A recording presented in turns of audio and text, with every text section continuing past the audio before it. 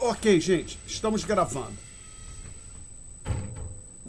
Tem uma serra intermitente aqui do lado de fora. Se ela começar a atrapalhar, vocês avisam que eu fecho a janela. No momento ela está berrando lá. Vocês está atrapalhando ou dá para seguir assim? Tá tranquilo. Tá ok, obrigado. Então, vamos lá. Matéria da prova são os tópicos 6, 7 e 8. Então vamos atacar isso na ordem. Tópico 6. Alguma dúvida no tópico 6 referente às aulas, nota de aula, livro, texto? Depois eu vou deixar a lista para o fim. Tópico 6. Dúvidas referente a aula, notas de aula, livro, texto? Não? Então, lista 6. Alguma dúvida? Então, passar para o próximo. Então, depois, se alguém mudar de ideia, a gente volta para o 6. Agora vamos para o 7. Tópico 7. Alguma dúvida sobre aulas, notas de aula ou livro, texto? Estamos falando Professor, eu tenho. capítulo 20, né? Então, diga. Naquela parte que fala a curva de demanda agregada, porque a curva de demanda agregada tem inclinação negativa, o senhor deu um exemplo de uma fórmula que é o E vezes o P asterisco sobre P sobre T. Isso é a taxa real de câmbio. Isso. Isso, aí fala que quando o meu P ele diminui, a minha fração cresce. Só que eu não entendi o que essa fração calcula. É a taxa de câmbio real? Isso é a chamada taxa real de câmbio. Tá? Entendi. Então, essa fração calcula a taxa real de câmbio. Exatamente. Então, aprendedor, essa fração...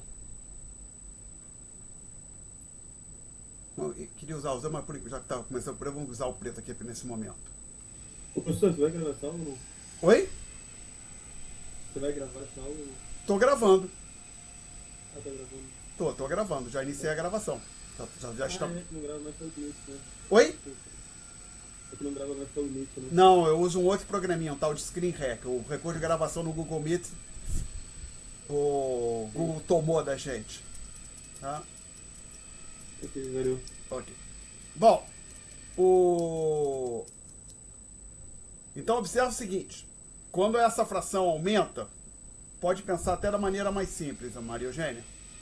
Por exemplo, aumenta o P asterisco, quer dizer que os bens comprados no mercado internacional estão mais caros. Tá legal? Então, estamos dizendo então, é o seguinte, um delta aqui é positivo, faz com que os brasileiros tendam a importar menos e os estrangeiros tendam a importar mais dos brasileiros. Vou pensar o seguinte, essa fração, ela te dá o preço relativo de bens no exterior vis-à-vis bens no Brasil. Tá legal? Porque observa, o que é esse P asterisco? É um preço em dólar. Digamos que seja o preço de uma cesta de bens, tá? Vezes a taxa de câmbio, então a unidade do numerador é reais, tá? E a unidade do denominador reais. Essas unidades se cancelam. Então isso é o equivalente ao preço relativo que você possivelmente discutiu num curso de micro. Você pode pensar que isso aí te dá a razão de preço dos bens importados vis-à-vis preço dos bens produzidos no Brasil, tá? Ok, professor, entendi. Ok. Mais perguntas sobre a matéria do tópico 7. Então, recapitulando. Tópico 7. Dúvidas sobre aulas, notas de aula, livro, texto. Não? Então, agora, lista 7. Eu também tenho. Ótimo. Fala. A número Problemas e Aplicações 1B, que fala que o Congresso eleva o salário mínimo para 10 a hora. Aí pergunta sobre se vai aumentar ou diminuir o efeito sobre a oferta agregada de longo prazo. Aí no gabarito fala que OA se desloca para a esquerda. Eu não entendi por que se desloca para a esquerda e não para a direita.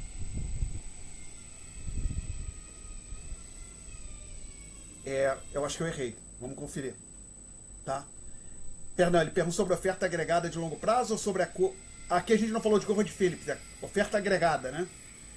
No enunciado fala assim, ó. Eu acho que se fosse oferta agregada, se fosse curva de Phillips, seria para a direita. Acho que a oferta agregada é para a esquerda mesmo. Sobre a oferta agregada de Tá, que a curva de Phillips é outro capítulo, tá? Mas tem a chance de eu ter errado, evidentemente. Então, como eu não lembro de cor o exercício e muito menos a minha resposta, não lembro, eu tenho que abrir aqui. Então, deixa eu abrir aqui as listas de exercícios. Isso é a lista 7.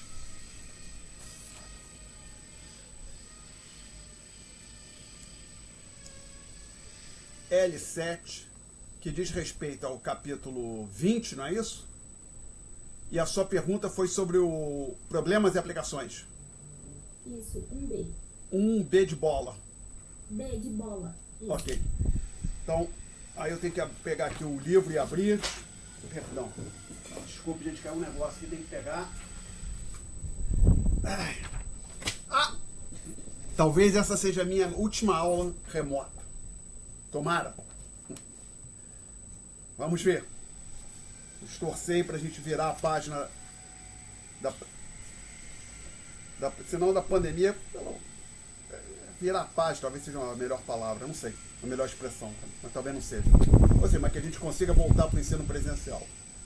Então já achei o capítulo 20 aqui, só tem que achar o final dele para achar os problemas. Então, a questão 1B pergunta, na verdade a questão 1, ele lista 4 eventos e diz o efeito de cada um deles sobre a oferta agregada de longo prazo. Você perguntou sobre o B de bola. O Congresso eleva o salário mínimo para $10 a hora. Tá? Ou seja, uma elevação do salário mínimo.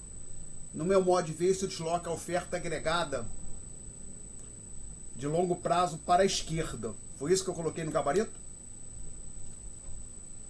Foi. Então realmente é isso. Por quê? Tem várias maneiras de pensar. Mas, por exemplo, a gente chegou aqui, quando a gente falou de mercado de trabalho, a gente discutiu sobre os efeitos de salário mínimo. Tá? Um deles é que no frigir dos ovos, se não em todos os setores, alguns setores vão empregar uma quantidade menor de pessoas do que elas empregariam sem o salário mínimo, tá ok? Consequentemente, esses setores tendem a produzir menos. Então, isso tende a impactar negativamente a capacidade produtiva da economia e, consequentemente, o produto de longo prazo, ou a chamada taxa natural de produção. Ok? Então, vamos lá. Lembrando, só a oferta agregada é aumento do salário mínimo exercício, não é isso? Até porque ninguém diminui o salário mínimo em nenhum lugar do mundo, né? Isso não acontece. Então, a oferta agregada de longo prazo tem esse jeito aqui, onde o Y barra é a taxa natural de produção. Então, o que eu vejo aqui é o seguinte, a elevação do salário mínimo impacta negativamente isto aqui, ou seja, esta variável cai, consequentemente a oferta agregada de longo prazo se desloca para a esquerda. Continua obscuro, Maria Eugênia, ou passou a fazer sentido? Professor, ainda está um pouco difícil para mim, porque tipo, atinge negativamente Y. Por acaso foi questão da prova, mas que ninguém fez. Lembra que no capítulo, acho que é o capítulo 4, quando fala do mercado de trabalho, capítulo 4 não, tópico 4, a gente falou do mercado de trabalho, e a gente falou do que acontecia quando o governo introduziu o salário mínimo num setor que antes não tinha o salário mínimo, ou havendo uma elevação do salário mínimo. Você lembra dessa discussão? Lembro. Vou tentar deixar isso mais concreto, ver se eu acho aqui, por exemplo, a questão da prova resolvida. Deixa eu trazer isso para cá.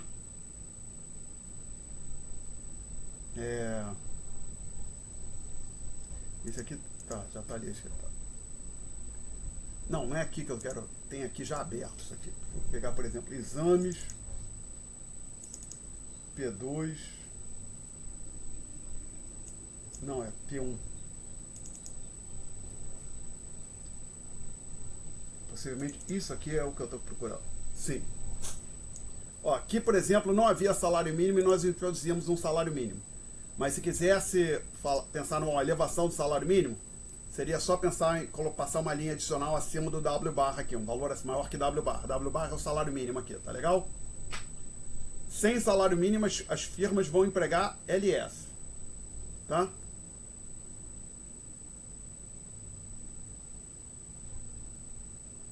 Ok? Ok. Com salário mínimo, elas vão empregar LD, que é uma quantidade menor que... Eu falei LS? Não, desculpe. Sem salário mínimo, as firmas vão... A gente vai ter equilíbrio no ponto A chapéu e as firmas vão estar empregando L chapéu. Com o salário mínimo, o que vai acontecer é que as firmas vão empregar essa quantidade aqui, que é menor que L chapéu. Consequentemente, a produção cai. Tá? Porque a produção depende do número de pessoas que estão trabalhando. Tá? Ok, entendi. Ok. Obrigada. Tem outro... Isso é um efeito. Tem uma outra discussão também, que, por exemplo, o salário mínimo ele é particularmente duro. Vou colocar, perdão. Ele atinge particularmente, ele é relevante para as atividades com salário mais baixo. Então, por exemplo, pensando assim, um salário mínimo, como a gente tem aqui no Brasil, sei lá, 1.000 e poucos reais é o mínimo. Está um pouco acima de R$1.000. Então, assim, esse salário mínimo nacional que existe no Brasil, ele é relevante para atividades como médico, engenheiro, né? Porém, agora se for pensar para atividades como servente de obra, profissional de limpeza, talvez ele seja relevante. Então, por exemplo, nos Estados Unidos, inclusive, os economistas chamam a atenção que o salário mínimo ele atinge particularmente os adolescentes, que normalmente começam a trabalhar como assistente no McDonald's, nesses lugares.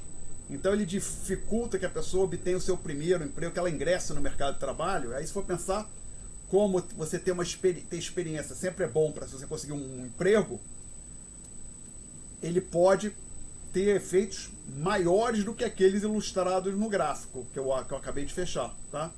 Aquele ali é só para reduzir o número de horas, o número de empregados. Mas aí pode pensar, vai ter agora depois uma segunda escala. Essas pessoas que não conseguiram emprego, que conseguiriam sem o salário mínimo, lá na frente vão ter dificuldade para conseguir um emprego um emprego melhor, acima do salário mínimo, tá? Porque, basicamente, elas com 15 anos não conseguem emprego, mas quando elas tiverem 20 anos ou tiverem concluindo a universidade, como elas não tiveram uma experiência de trabalho mais curta do que teriam sem o salário mínimo, elas vão ter mais dificuldade de colocar no mercado de trabalho e pode ter um efeito, uma segunda rodada de efeitos adversos sobre a capacidade produtiva da economia. Tá legal? Tá legal, entendi. Ok. Mais perguntas, gente?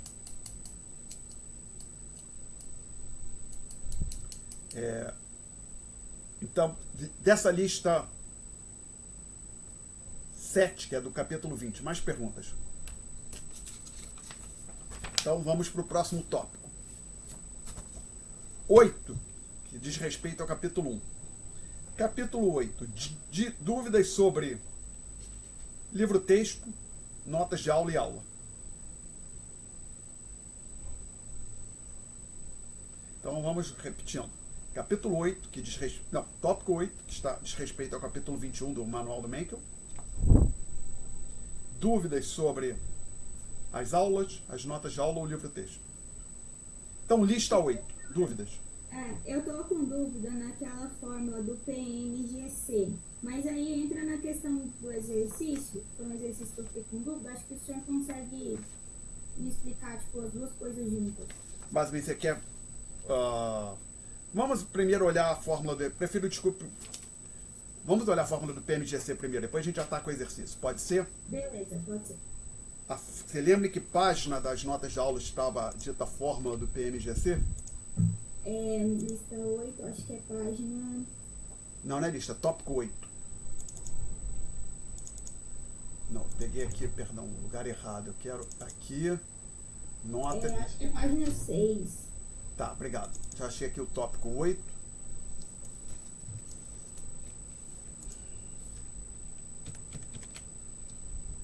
mais ou menos, vamos tentar ali a página 6, ver o que que aparece ali. Vou botar isso aqui com 220 no zoom. 220. Por aqui que você estava dizendo? Isso. Qual é a sua dúvida? Então, aí vou relacionando com o exercício, eu acho que eu fiz a fórmula errada porque meu resultado não deu certo. O gabarito está errado. Vamos. Não, acho que o gabarito não está errado, não. Aí eu fiz coisa errada. Às vezes nós dois erramos. Vamos depois dar uma olhada. Tá? Pode ter erro sim. O gabarito. Toda hora. Já corrigi o gabarito aqui mais de uma vez até. Vamos lá. Mas antes, desculpe, Maria Eugênia, eu não quero ir para o exercício direto, não. Eu quero que você me diga qual é a sua dúvida aqui. Que parte ficou obscura? Essa parte, professor, do delta y é igual ao delta g. E aí eu tenho essa diferença de fração. Ou seja, até aqui estava ok. Isso que eu marquei. Apareceu marquei. A sua dúvida é isso aqui. Isso. Esse delta G igual... Tá, pera aí, uma coisa de cada vez. O que quer dizer delta G igual a delta T? Suponha que eu estou aumentando o G. Tá? O delta G é positivo. Quando eu coloco a condição delta G igual a delta T, eu estou dizendo, eu estou aumentando os gastos do governo, mas estou simultaneamente aumentando a arrecadação tributária, aumentando os impostos. De forma que o governo gasta mais sem aumentar o seu déficit fiscal. Tá claro isso, Maria Eugênia? Tá sim. Então, assim, esse delta G igual a delta T é a condição que a gente coloca. Se o G cresceu 10, o T cresce 10. Aí o G menos T não muda. Tá? Aí o que a gente faz? Simplesmente a gente pega esse delta T que está aqui e substitui por delta G. Aí a gente chega nessa expressão. Concorda? Peraí, volta aí, professor. Eu pego e substituo. Essa expressão que eu marquei aqui agora, tá? Certo. Eu apago aqui. Vou tentar fazer aqui. Vamos ver se eu conseguir, que eu não tenho dificuldade para escrever no PDF. Eu apago esse aqui e coloco no lugar dele o delta G. Tá? Eu vou chegar exatamente nessa expressão aqui, ó. Que eu estou riscando agora e já vou desriscar. Ah, ok, porque o delta T e o delta G é igual. Então, uma igualdade entre essas duas variáveis, essas duas variações, então você pode fazer essa substituição. Aí você coloca o delta G em evidência, tá legal? Estou nessa linha aqui, coloco o delta G em evidência, chego nessa linha aqui. Entendi. Aí esse delta Y, ele tem o mesmo significado da variação do PIB? Sim, delta é uma notação comum para variação. Né? Entendi. A gente já usava até mesmo antes de chegar na universidade. Provavelmente você usava, por exemplo, curso de cálculo. Também. Uhum. Tá? Então, delta G é a variação no G. Delta Y é a variação no Y. Tá? Entendi. Mais perguntas? Ah, desculpa, agora a gente vai para a lista. Qual era a sua dúvida na lista, Maria Eugênia? É a questão de problemas de aplicações 6A. Ok, então... E... Tô no capítulo... também eu estava no 20, né? Então, aqui, capítulo 21, 6A.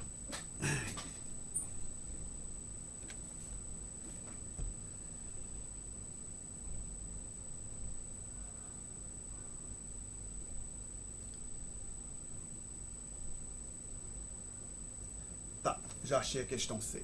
Então, vamos voltar aqui para o quadro. Estamos falando da lista 8, né? Que diz respeito ao capítulo 21, problemas e aplicações 6A.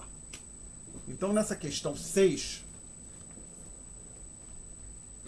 o que está acontecendo? Suponha que os economistas observem um aumento de 10 bilhões nas despesas do governo.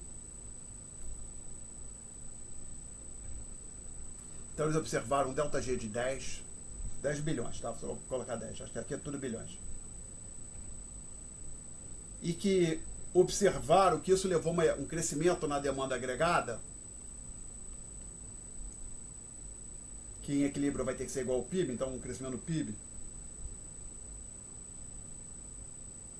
de 30 bilhões. Não, desculpa, aqui é melhor dizer demanda, deixar claro, demanda agregada, tá?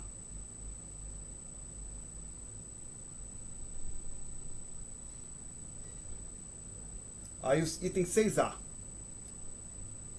Se os economistas ignorarem a possibilidade do efeito deslocamento, qual será a propensão marginal a consumir que eles encontrarão?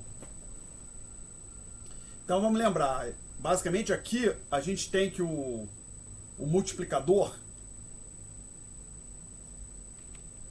permita-me usar aqui de novo a letra Mzinho para multiplicador, mas lembra, eu também não seja bom, não vou usar Mzinho não, vou usar aqui X aqui quer dizer o multiplicador, tá legal? Que é o impacto do aumento no G sobre o Y, sobre o PIB. Então, aí se eles ignorarem o efeito deslocamento é aquele que quando o governo aumenta os seus gastos, isso, por exemplo, puxa a taxa de juros para cima, que reduz o investimento privado. Então tem um deslocamento, um crowding out em inglês, das despesas privadas. Ignorando o efeito deslocamento, o que vai acontecer é que o PIB vai efetivamente crescer por 30 unidades, ou seja, essa elevação de demanda, não havendo, ou seja, essa elevação na demanda agregada aqui, não havendo efeito deslocamento, se transformará em elevação do PIB, e aí a gente vai concluir que o multiplicador é 3, que lembra, o multiplicador é dado pelo por isso aqui, tá? Bom, agora, conforme a gente discutiu em aula e no livro-texto, o multiplicador dos gastos do governo é dado por essa expressão aqui, tá? Onde PMGC é a proporção marginal a consumir. Então a gente tem aqui que 3 é igual a 1 sobre 1 menos PMGC. Então 1 menos PMGC é igual a 1/3. Se eu errar em algum momento, me avisa, hein? E se eu não tiver confuso, eu posso então concluir que a propensão marginal a consumir tem que ser 2/3, não é isso? É isso. Eu já achei meu erro já, professor. Tá. Eu tinha feito ΔG sobre ΔY. Tá. Naquela formulazinha do cantinho. É isso aí mesmo, tá certinho. Tá, obrigado. Mais perguntas, gente? Obrigado, professor. Nada. Então, nessa lista, se não há pergunta, a gente vai passar para o próximo.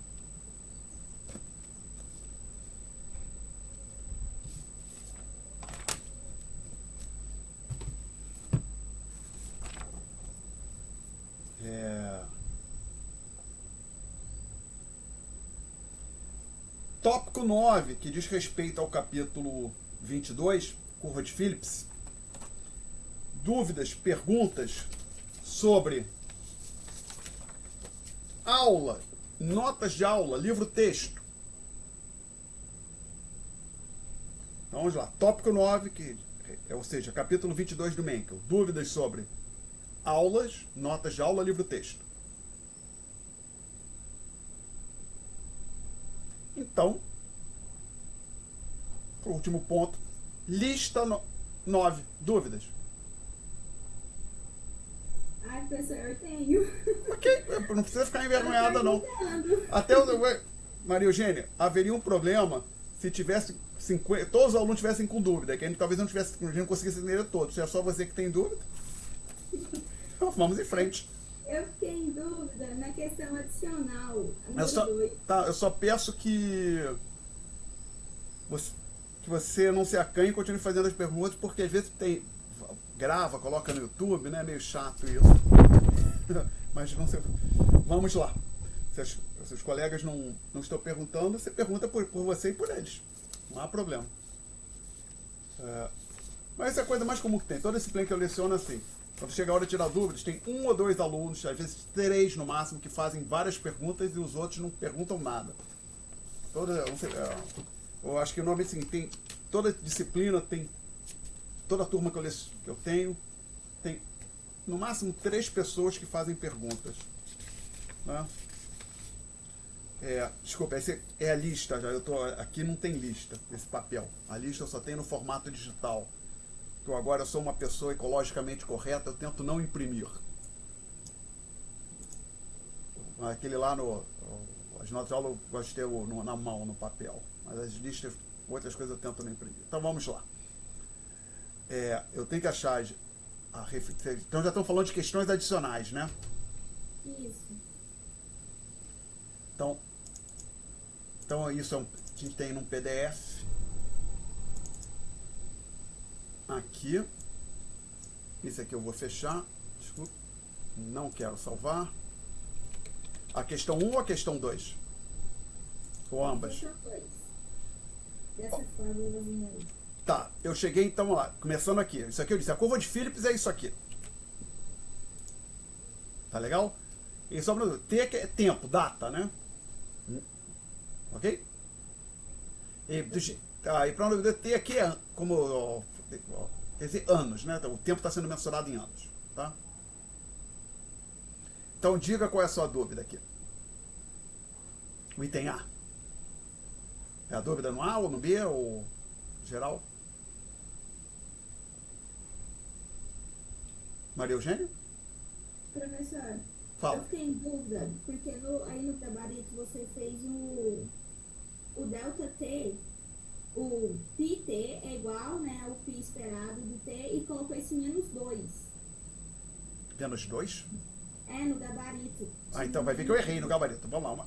Então, E eu não entendi. então pera aí. Vamos uma coisa de cada vez. Talvez fosse a dúvida. Vamos olhar primeiro o enunciado. O enunciado parece que está correto. Tá? Aí eu pergunto, qual é a taxa natural de desemprego? A resposta deve ser 10%, não é isso? No gabarito? Você tem um gabarito aí? É 10%. 10%. Isso é... Da Espera. letra B. Pera, já chega na B. E da onde saiu esses 10%, Alexandre? Só não para não haver dúvida. A economia atinge a taxa natural de desemprego. Você está olhando para uma curva de Phillips de curto prazo. Só pensar como é que é esse desenho, hein, Alexandre? Estamos pensando assim, ó.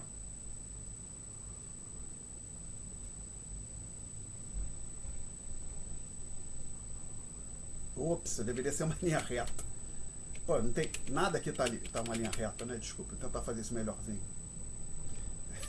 Difícil. Meus caros, confesso que eu gostaria de voltar pro ensino presencial. Vocês estão percebendo a dificuldade? Como é que eu tenho que ir devagarzinho aqui para conseguir fazer isso? E ainda assim, ó, ainda dá uma tremidinha aqui. Ah, que saco. Não sei porquê. Eu tenho mais facilidade em traçar algo próximo de uma linha reta no quadro verdadeiro do que neste equipamento aqui. Mas fato é que esse equipamento foi bem útil. Graças a Deus existia esse recurso, senão seria bem pior. Ó. Nossa. Pô, tá difícil, hein? Alexandre, firma essa mão, cara. Deixa de ser. Gente, tá bêbado. Mentira, eu não uso bebida alcoólica. Nem drogas, nada do tipo. Então, isso aqui, ó, a curva de Phillips de longo prazo. Isso aqui é uma curva de Phillips de curto prazo. Então, olhando para uma curva de Phillips de curto prazo,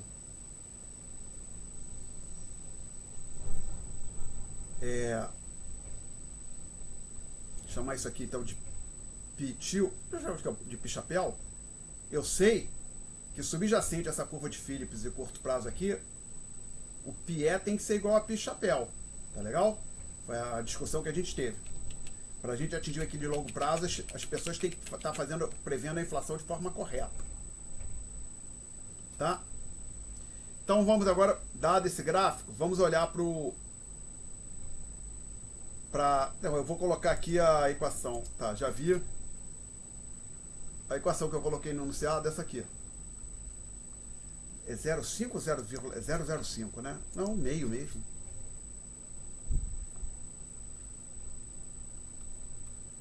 Aí alguém diz, Alexandre, como é que você sabe que isso é uma equação para uma curva de Phillips de curto prazo ou longo prazo?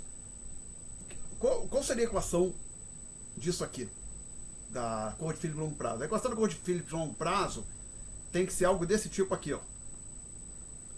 Um número só. um valor fixo, que não depende do PI nem do PE, tá? Então, apesar de não estar dito no enunciado que isto aqui é uma curva de Phillips de curto prazo, só está dizendo que a curva de Phillips Brasland seja dada por isso aqui, isso tem que ser uma curva de Phillips de curto prazo, tá? Ok. E como é que a gente agora acha a taxa natural olhando para essa curva de Phillips de curto prazo? Usa essa condição aqui, que quando π for igual ao πe, ou seja, quando a gente gerar isso aqui, a taxa de inflação vai ser, a taxa de emprego vai ser igual à taxa natural. Consequentemente, a taxa natural aqui tem que ser 0,1, que é 10%, que é o que aparece no gabarito, tá? Perguntas sobre esse ponto simples aqui do item 10. Item 10 não, item A. Resposta é 10%. Então agora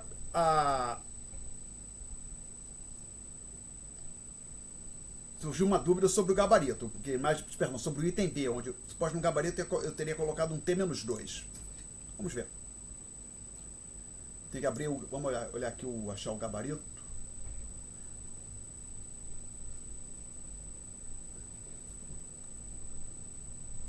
Tá aqui, já achei.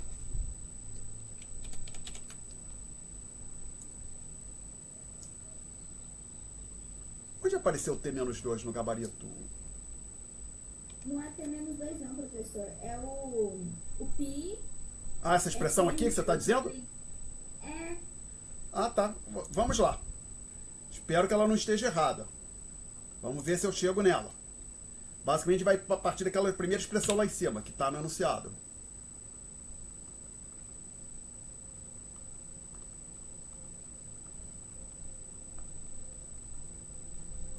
Isso aqui é o que aparece no enunciado, não é?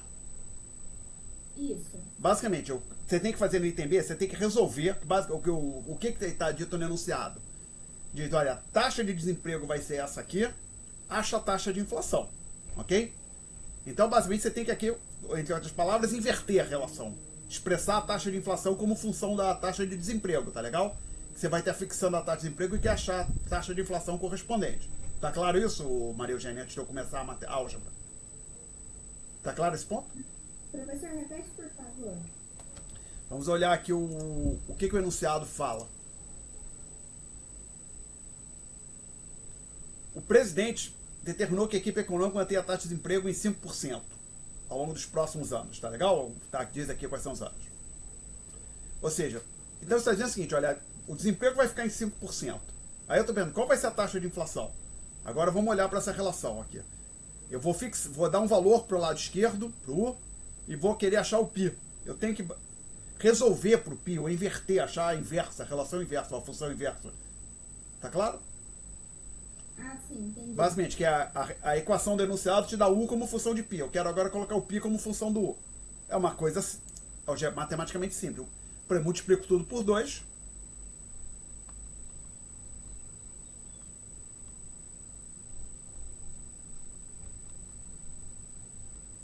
Trago quem está entre parênteses para o lado esquerdo.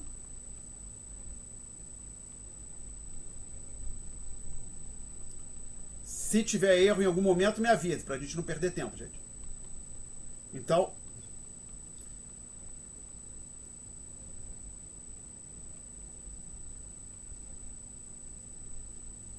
tá? Agora, só, desculpa, o gabarito eu acho que não... Isso, se eu não estiver errado, isso aqui... Eu ia falar o óbvio, se eu não tiver cometido nenhum erro, isso aqui está correto, é evidente, né? Mas não é isso que aparece no gabarito. Porque eu acho que no gabarito eu uso o seguinte. Cheguei aqui, que eu não coloquei, eu digo o seguinte, que eu acho que eu coloquei isso aqui, ó. Usa esse fato aqui, que está dado no enunciado, tá? Que eu digo, ó, por simplicidade, assume que as pessoas formam as expectativas de acordo com essa regra. Uma hipótese não realista, mas só para a gente ter uma ideia do que acontece, ou inclusive parte chamada expectativas adaptativas, que o Milton Friedman gostava muito. Isso aqui é um caso limite das chamadas expectativas adaptativas, tá? O que aquela expressão vira? Usando essa igualdade, você tem então aqui 0,2 Ah, e a outra é que a gente vai querer o desemprego igual a 5%, né? Não é 5% que eu falei no enunciado? Isso, 5% nos Tá. próximos anos. Tá, então 0,05, tá? Joga esses dois valores na expressão. Dois valores não, esses dois, esse valor circulado e essa igualdade circulada, essas duas informações que estão circuladas na igualdade na linha anterior, você vai ter aqui 0,2 mais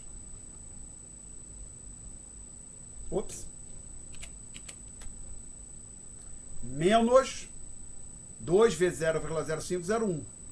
Então isso aqui deve aparecer nas notas de aula alguma coisa assim, nas notas de aula no gabarito. Isso aqui, ou PT igual a PT menos 1, que é a mesma coisa, evidentemente, mais 0,1, né? Isso aqui era menos 1, tá?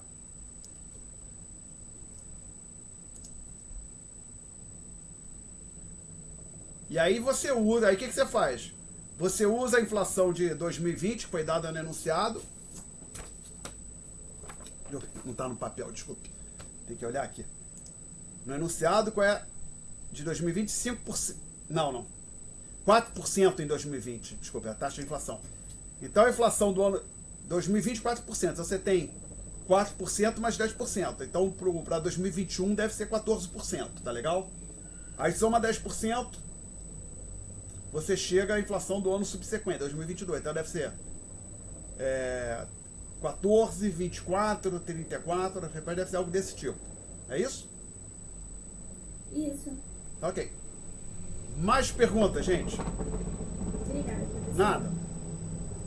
Ô professor, nessa A, você supôs que a taxa de inflação em um período era igual à taxa de inflação no período anterior, né? Não, eu disse que, vamos lá, se você olhar o enunciado, eu disse, olha, por simplicidade, assume isso aqui. Isso na A você não precisa, tá legal? Eu poderia até ter apresentado, perguntado a A e utilizar essa informação um passo depois, tá legal? Vamos colocar assim de outra forma. Isto que eu vou circular agora, que eu estou tentando circular, mas não tive sucesso. Vamos lá. Isso que começa aqui e termina aqui é desnecessário para você responder o item A, tá legal?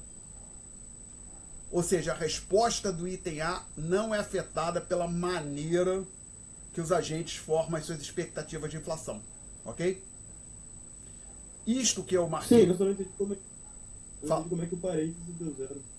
O parênteses deu zero? Ah, não sei se eu vou conseguir pensar... Não, o que aconteceu é o seguinte. A ideia aqui é a seguinte. Ops. Isso aqui é a curva de Phillips de longo prazo, tá?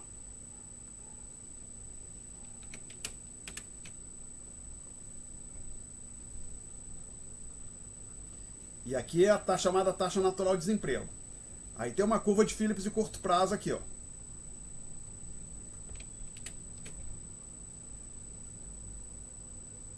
Aí chama esse ponto aqui de A, por exemplo. Chama isso aqui, por exemplo, de pi-chapéu. A gente discutiu isso algumas vezes.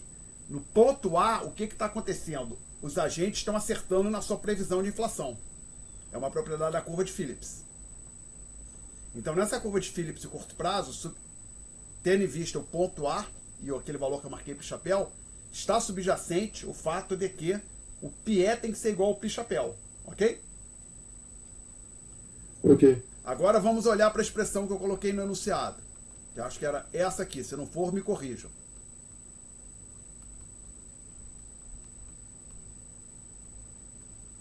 É isso que está lá no enunciado? Acho que sim. Tá, então observa o seguinte.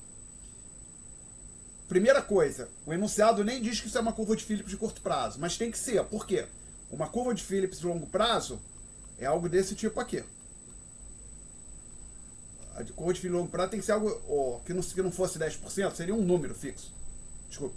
Porque é constante, né? Constante, isso. Então, isto aqui tem que ser uma curva de Phillips de curto prazo. Agora vamos olhar para o gráfico. Dada a curva de Phillips de curto prazo, como é que eu acho a taxa a taxa natural de desemprego, olhando para a expressão da curva de PIB na curto prazo. Eu faço o seguinte, eu faço PT igual a PET, eu zero o termo entre parênteses. Aí eu pego então esse pedaço, justamente de 10%, tá claro? Ou seja, usei isto aqui e joguei ali, ó. Ok? Ok. Perguntas, mais perguntas, gente.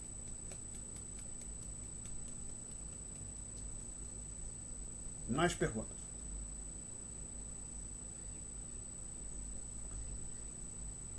Vocês podem perguntar. Temos ainda 1 hora para os senhores tirarem dúvidas. Pelo menos 1 hora. 1 hora no horário de aula. Se quiserem ler, ele pode ir também. Ah, e detalhe, eu não crio dúvidas, né? Vocês têm que ter dúvidas. Inclusive a prova está pronta. Já está pronta para não ter chance. Isso é a prova. Preparei a prova antes para não ter a chance de que as perguntas feitas na sessão de dúvidas influenciem. Para que não houvesse a possibilidade das perguntas apresentadas pelos alunos na sessão de dúvidas influenciassem a elaboração da prova, tá legal? Então pode ter certeza que vocês perguntarem sobre a prova não vai... O que vocês perguntarem aqui não vai impactar a composição da prova. Porque às vezes, se eu ficar perguntar, essa questão é fácil aqui, é melhor não perguntar. Se é fácil, eu não teria dúvida, né? Não é que eu tenho se eu perguntar em sala sobre isso, é justamente que o professor não vai colocar na prova. Não, não há, isso não há. Pode acontecer de vocês perguntarem que está na prova ou não. Perguntas? Não? Então eu vou fazer uma pergunta para vocês. O quão importante é ter o gabarito da lista? Das listas? Muito importante. Ah, inclusive só uma coisa, vocês podem responder sem qualquer preocupação, gente, porque a prova já está pronta, não vai impactar o curso, eu não vou tirar o gabarito do website, né? Mas assim, o que eu fico me preocupando também é o seguinte: quantas pessoas, porque assim, o gabarito, o aluno deveria primeiro resolver a lista e depois que ele resolveu, comparar as respostas dele com o gabarito. Eu fico aqui me perguntando com que frequência o aluno, ao invés de fazer a lista, simplesmente lê a pergunta e lê o gabarito. Sejam sinceros. Com que frequência isso acontece, gente? Eu tenho vezes que eu faço os dois, professor. Varia um pouco. Varia, tá. Tem vezes que eu vou direto pra ver, eu vejo a pergunta, eu vou direto no gabarito pra ver a resolução direto. Tá. Mas Depende muito da complexidade da questão. Se é uma questão que cada um aqui achar que é um pouco mais complexa, eu particularmente iria direto pro gabarito para entender o raciocínio. Não, é assim, Do contrário, tá. Não, eu vou te dizer, isso é um problema realmente. Já que você, vamos lá, gente. Eu vou. Desculpa. A princípio vocês não vão fazer perguntas sobre a matéria da prova, mas não? Não, mas eu prefiro manter a gravação, que vai que de repente alguém faz uma pergunta sobre a matéria da prova, aí tem que se alguém perguntar sobre a matéria da prova, eu gostaria de colocar no YouTube.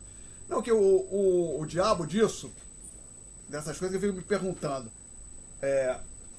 que a gente disponibiliza, objetivamente, eu disponibilizo trabalho, preparo o curso, planejo as coisas, pensando nos alunos interessados, né?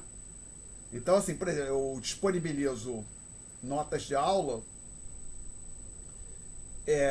não é que para pessoa, vamos pensar no ensino presencial, que eu já tinha notas de aula na época do ensino presencial, tá legal? Então, inclusive essas notas de aula todas que a gente usou nessa disciplina, que eu já tinha usado, se não tudo, quase tudo, numa outra, quando eu tinha dado um curso bem parecido com esse, no formato presencial.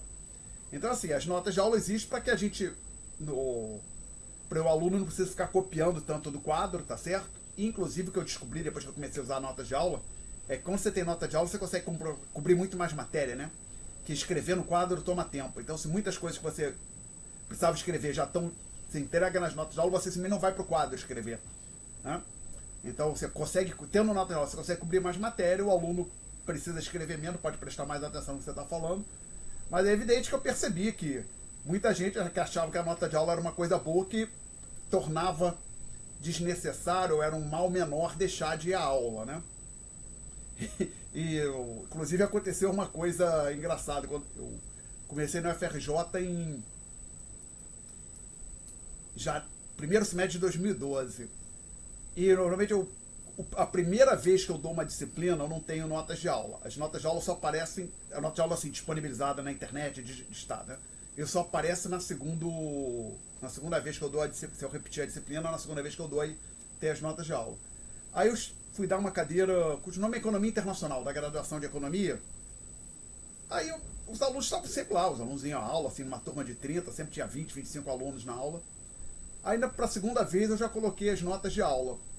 Aí a frequência caiu. Mas eu fiquei por muito tempo pensando, pô, aquela primeira turma era muito mais interessada. Depois que eu comecei a perceber por outras coisas, outra experiência, outra disciplina, que na verdade é o seguinte: você disponibilizar a nota de aula tem um impacto sobre a frequência, no sentido de reduzir a frequência. Mas aí, paciência, eu não vou deixar de disponibilizar notas de aula porque é para atender os alunos interessados, porque alguns alunos aproveitam o recurso da nota de aula e falam, não preciso ir à aula. Teve, inclusive, aluno que falou para mim, eu não preciso vir à sua aula porque sua nota de aula é muito boa. Assim, eu nunca sugeri, como eu dei notas de aula, disponibilizei notas de aula, sempre preciso vir à aula. Nunca falei nada desse tipo. E às vezes eu fico me perguntando sobre a lista de exercícios. A ideia da lista de exercícios é a seguinte, que o aluno tente resolver. Que assim, é importante para o aluno. Que ele tente resolver a lista. Primeiro ele tenta resolver, depois, se ele não conseguir resolver, ele olha para o gabarito, né? Mas às vezes eu fico me perguntando que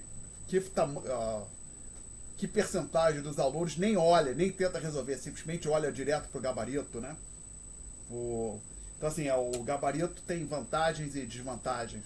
Mas acho que assim, no geral, vocês preferem ter o gabarito, né? Eu acho. Eu acho que a resposta é evidente, né? O aluno desinteressado vai querer ter o gabarito, porque é menos esforço para ele ter o gabarito. E o aluno interessado, que faz a lista, também quer o gabarito, né? Porque se ele não conseguir resolver, ele consulta o gabarito, né? Então me parece óbvio que todo mundo quer o gabarito, né? Mas realmente é um erro não tentar resolver a lista. É importante que a pessoa tente resolver a lista antes de olhar o gabarito, né? Mas ele não tem como controlar, né? Na hora que você disponibiliza o gabarito, aí a pessoa pode usar da maneira que ela quiser, né? Evidentemente, não tem como controlar. Ok, senhores. Falei isso e agora vocês mudaram de ideia e resolveram trazer mais alguma dúvida sobre a matéria? Vocês têm ainda 40, com 30, vocês têm quase 50 minutos. Na verdade, mais do que 50 minutos, né? Tem 51 minutos para tirar dúvidas, pelo menos. Não há dúvida, gente. Acho que nada mais específico, professor, mas você tem alguma dica? Tipo, não, eu não vou dar a dica assim. Focar um pouco mais nesses Oi? dias? Nada muito explícito, mas algumas coisas. Não tem mais nada, não tem mais nada.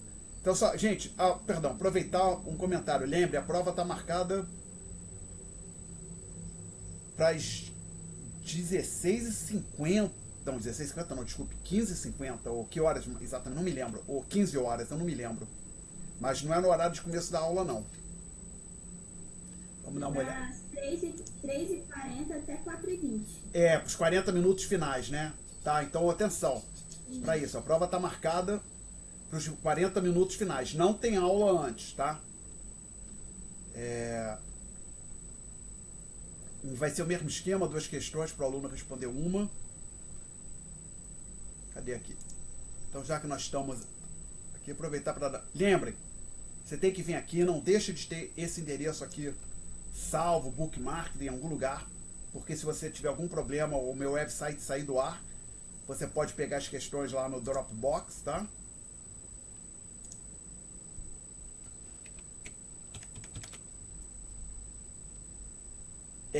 Mesmo esquema que a prova anterior. Então preste atenção no horário, tá? Mandar até as 16h20. E como está dito aqui, está no programa também, prova começa às 15h40 de quinta-feira. 40 minutos de prova, incluindo o tempo que você vai... O tempo desses 40 minutos. Você tem que usar esses 40 minutos para responder a prova e escanear, digitalizar, tirar foto e mandar por e-mail. É o mesmo esquema que o anterior. Pretendo corrigir isso bem rápido, que o ideal, não vejo, nunca aconteceu.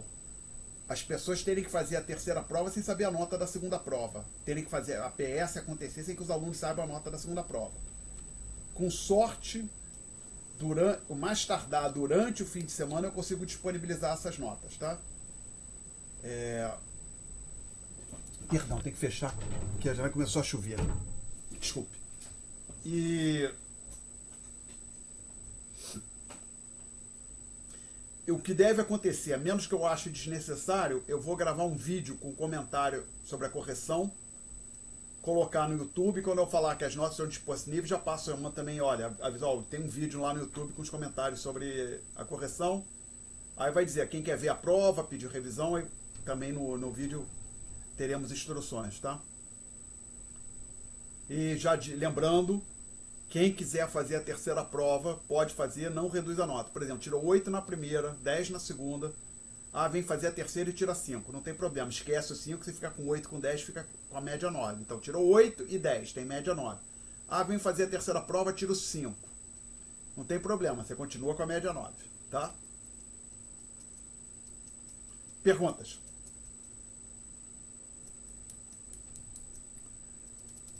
Ok, gente. Eu vou ficar por aqui. Professor, Fala, Thierry. essa terceira avaliação, a matéria seria completa, certo? Matéria toda, e aí são 2 perguntas, é 1 hora de prova, 2 perguntas, tem que resolver as 2, tá? Ok. Legal. Mais perguntas, gente?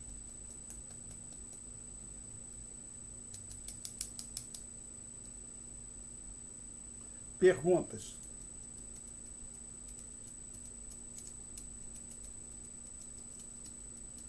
Uau! Não há dúvidas? Então, gente. Professor, também só um comentário também, Fala. não muda muito, mas aqui no tópico 8 está falando que o e-mail precisa ser enviado até dia 16, e a avaliação dia 17. Tá errado, é dia 17, obrigado, né? Vou trocar isso, obrigado, tá? Dia 17, obrigado. É que houve lá em cima, tá correto, né? É que não, tem uma outra disciplina que a prova é dia 16, eu aproveitei e esqueci de trocar. Vou trocar isso aqui, obrigado. Tá? Vou trocar depois que a gente encerrar aqui. Obrigado por me alertar. Aproveitar e conferir das outras, da prova, da terceira prova e da prova final também. Obrigado. Tá? Obrigado pelo alerta. Mais perguntas, gente?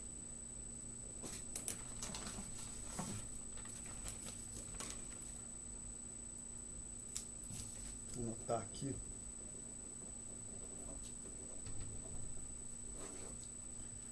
Ok, gente. Então eu acho que eu vou interromper a gravação.